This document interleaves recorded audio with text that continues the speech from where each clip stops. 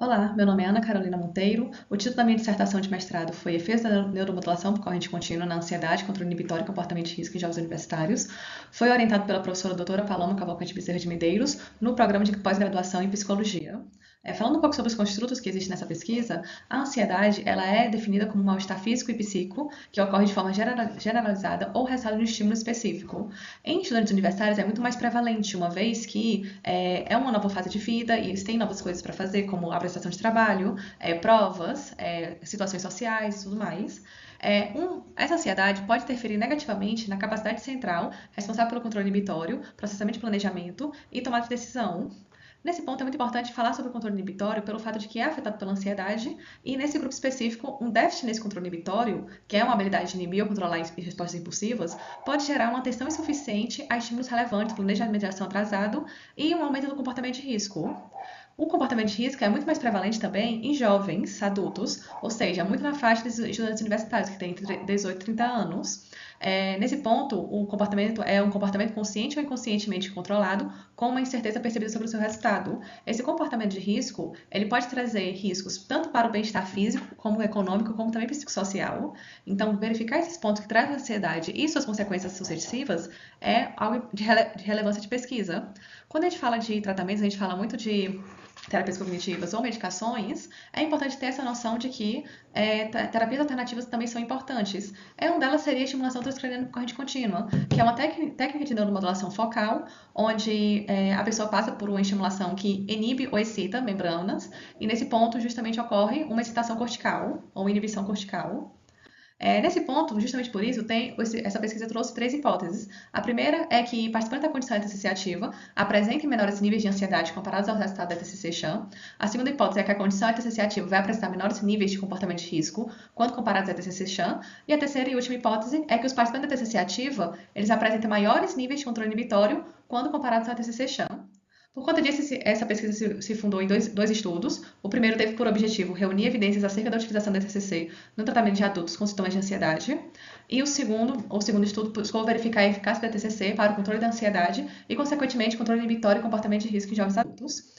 O primeiro estudo foi uma revisão sistemática que foi cadastrada no Próspero, que utilizou essas bases de dados usando descritores referentes à TCC e à ansiedade. Foram encontrados no total 642 artigos por uma análise de juízes independentes. Foi feito e os critérios de elegibilidade ficou no total 8 artigos. E a qualidade desses 8 artigos foi verificada por meio do Risk or Bias Tool, que mostrou que os 8 artigos estavam elegíveis para a revisão. Os resultados dessa pesquisa mostraram que houve uma diminuição da ansiedade analisando antes e após a realização da TCC, porém com resultados meio que inconclusivos, exatamente. Na questão dos protocolos, viu uma prevalência do córtex pré-frontal dorsolateral. Isso corrobora com a literatura que aponta que pacientes com ansiedade apresentam menor atividade cortical em situações de ameaça. Essa pesquisa, essa revisão sistemática trouxe algumas limitações, como um baixo número de estudos incluídos na revisão, e existia uma variância de protocolos e também de instrumentos para avaliação da ansiedade. No entanto, ajudou numa melhora para verificar os protocolos que eram utilizados nesse ponto da ansiedade com a TCC. Nesse ponto, veio o segundo estudo, que foi um estudo piloto experimental, triplo cego de medidas repetidas, onde todos os participantes passaram pela TCC ativa e CHAN. Foi aprovado pelo Comitê de Ética em Pesquisa. Foram utilizados como amostra 5 participantes, 5 estudantes universitários da Universidade Federal do Delta de Parnaíba. E para avaliar esses construtos, para avaliação da escala para avaliação da ansiedade, foi utilizado a escala de ansiedade de Hamilton e o inventário de estado de saúde de ansiedade traço-estado. Também foram utilizados testes computadorizados. Para avaliação do controle inibitório foi utilizado o Good Go No Go, e para a avaliação do comportamento de risco foi utilizado o Balloon Analog Risk Test. Nesse ponto, a ETCC, o protocolo da ETCC, foi uma ETCC bilateral, onde o ânodo foi posicionado no córtex pré-frontal dorsolateral esquerdo e o cátodo no córtex pré-frontal dorsolateral direito, utilizando-se por uma corrente de 2 mA durante 20 minutos. Foi utilizado 5 sessões, onde foi como 5 sessões foram de TCC ativa ou CHAN, aí passou por um período de washout de uma semana, e após essa semana passou por mais 5 sessões, ou de TCC ativa ou de TCC CHAN. Passou por um período também de uma semana para que fizesse um follow-up final. Trazendo os resultados apontaram que houve resultados significativos no que tange o inventário de ansiedade traço-estado, mas não houve resultados estatisticamente significativos na escala de Hamilton. No entanto, foi verificado uma diminuição das médias dos níveis de ansiedade, tanto antes de começar na linha de base até logo após as sessões. Nessa questão, no controle inibitório, tanto no que tange o tempo de reação como o número de erros, não houve resultados estatisticamente significativos. E no comportamento de risco, igualmente, na média de enchimentos e no número de explosão, não houve resultados estatisticamente significativos. E a questão das médias também não se alteraram ao longo dos períodos entre antes, após e uma semana depois da sessão.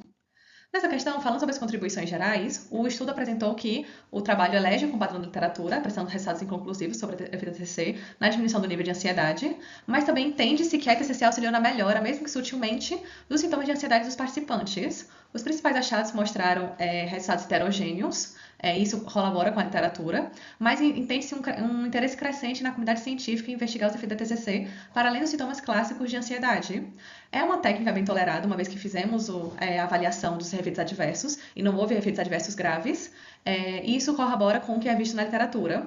Algumas limitações da pesquisa, é necessário mencionar o tamanho da amostra e também o número de sessões, que é algo que pode interferir na questão, e o fato de que é um protocolo ainda verificado, ainda principais nas questões subjacentes, nos resultados secundários, que seria controle inibitório e comportamento de risco. No entanto, sugere-se que estudos futuros devem abordar essas limitações, explorando principalmente essa relação entre a ansiedade, o controle inibitório e o comportamento de risco, visando sempre essa busca de melhores resultados mais significativos, também auxiliando ao fato de que houve uma melhora, sim, na ansiedade desses participantes logo após a TCC. Então, essas são as referências e muito obrigada.